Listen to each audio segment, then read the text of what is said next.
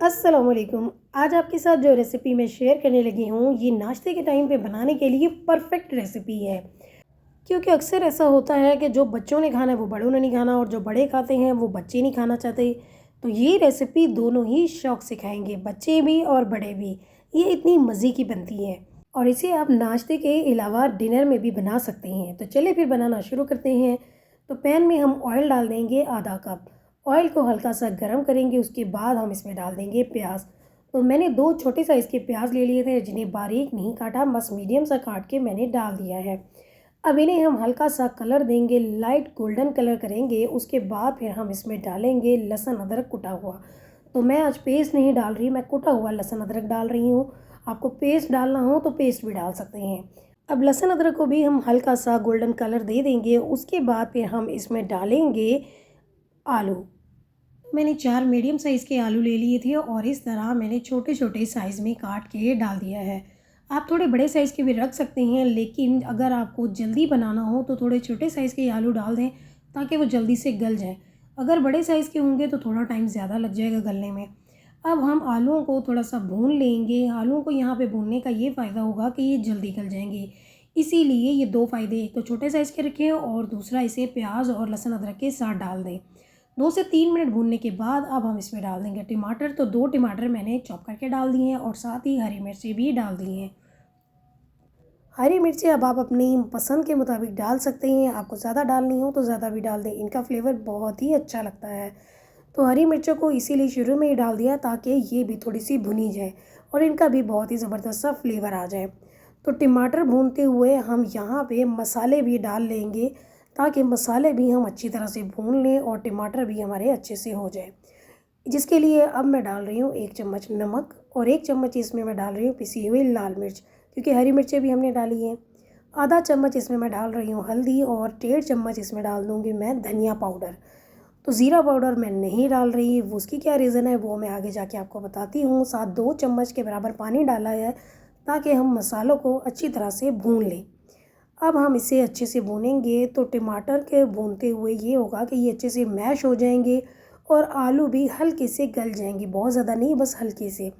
तो टमाटर जो है इन्हें हमें अच्छे से भूनना ज़रूरी है, ताकि देखें अभी वो नज़र आ रहे हैं। तो टमाटरों को हम 3 से 4 मिनट तक भूनेंगे, इससे क्या होगा उसका पेस्ट सा बन जाएगा। तो उस वक्त तक हमने भूनना है और फ्लेम यहाँ मैंने रखा है मीडियम। तो ये देखिए इसकी भुनाई हो गई है। अब ये देखिए टमाटर आपको नज़र नहीं आ रहे, तो यहाँ पे हम डाल देंगे पानी। 1 गिलास पानी डाल दें। अब इसे मिक्स करेंगे और उसके बाद हम इसे पकने के लिए रख देंगे, क्योंकि हमने आलूओं को अच्छी तरह से गलाना है। अब हम कवर करेंगे 10 मिनट के लिए मीडियम टू लो फ्लेम पे। इस तरह आलू अच्छी तरह से गल जाएंगे। तो 10 मिनट हो गए, अब हम चेक कर लेते हैं कि आलू अच्छी तरह से गले हैं या नहीं। अगर हमें लगे कि आलू अभी नहीं गले तो मज़ीद हम 5 मिनट के लिए लो फ्लेम पे और रख देंगे। तो आलूओं को भी चेक कर लेते हैं। तो ये देखिए आलू गल चुके हैं। अब हम इसे मिक्स करेंगे और ये देखिए हल्की हल्की सी आपको ग्रेवी फील हो रही है। तो इसमें हल्की सी ग्रेवी होनी चाहिए, तो उसी वक्त हम अंडे डालेंगे। तो 4 अंडे लिए हैं मैंने और अंडों को डालने से पहले अच्छी तरह से फेंट लेंगे। जितने अच्छे से हम अंडों को फेंटेंगे उतना ही ज़्यादा फ़ायदा होगा। उससे ये होगा कि उतने ही ये फ्लफ़ी बनते हैं और उतने ही ज़्यादा अच्छे भी बनते हैं। इसीलिए मैं अंडों को अच्छी तरह से फेंट रही हूँ और अब मैं इसे आलू के मिक्सचर में डाल दूँगी। तो ग्रेवी हल्की सी हो तब आपने डालना है, बिल्कुल ड्राई करके नहीं डालना। अंडे डालने के बाद फ़ौरन मिक्स नहीं करना, बस इसे इसी तरह छोड़ दें। और अब हम इस पे डाल देंगे हरी प्याज। तो ये हरी प्याज का जो ग्रीन वाला पार्ट है ये मैं वो डाल रही हूँ, मैंने छोटा छोटा काट के वो डाल दिया है और फ्लेम यहाँ मैंने बिल्कुल लो किया हुआ है। ये डालने के बाद अब हम डालेंगे साबुत ज़ीरा 1 चम्मच। अब इसे मैं हाथ से ही डाल रही हूँ, ताकि ये हर तरफ मैं इसे फैला सकूँ। और इसके बाद हम डालेंगे हरा धनिया। तो हरा धनिया भी बारीक बारीक काट के वो भी डाल दें। तो ये सारी चीज़ें डालने के बाद उसके बाद फिर हम बिल्कुल हल्के हाथ से इसे मिक्स करेंगे। बहुत ज़्यादा मिक्स नहीं करना, बिल्कुल हल्का हल्का, ये देखें इस तरह, क्योंकि हमें इसे बहुत ज़्यादा मिक्स नहीं कर देना है।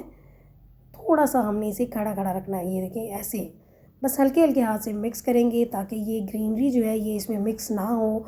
ये बहुत अच्छी लुक आती है इससे और बहुत ही मज़ेदार से भी लगते हैं। बस इतना सा मिक्स करना है, उसके बाद मैं इसे कवर कर दूंगी मज़ीद 5 मिनट के लिए लो फ्लेम पे। तो 5 मिनट हो गए हैं। अब ये देखिए ये अंडा अच्छे से पक चुका है। अंडे को पकाने के लिए हमने इसे लो फ्लेम पे रखा था। तो अब मैं इसे डिश आउट कर रही हूँ और फ्लेम यहाँ मैंने ऑफ़ कर दिया है। तो ये देखिए मज़ेदार से आलू अंडे तैयार हैं जो हमने हरी प्याज के साथ बनाए हैं। तो आपने मेरी ये रेसिपी ज़रूर ट्राई करनी है और अगर आपको मेरी ये रेसिपी अच्छी लगी तो अपने फ्रेंड्स और फैमिली में ज़रूर शेयर कीजिएगा। और अगर आप रेसिपी देखते हैं तो चैनल को भी सब्सक्राइब कर दिया करें साथ। तो ये देखिए कितने ही मज़ेदार से आलू अंडे बने हैं। तो ये रेसिपी ज़रूर ट्राई कीजिएगा। तो इसके साथ ही हम फिर मिलेंगे। अल्लाह हाफ़िज़।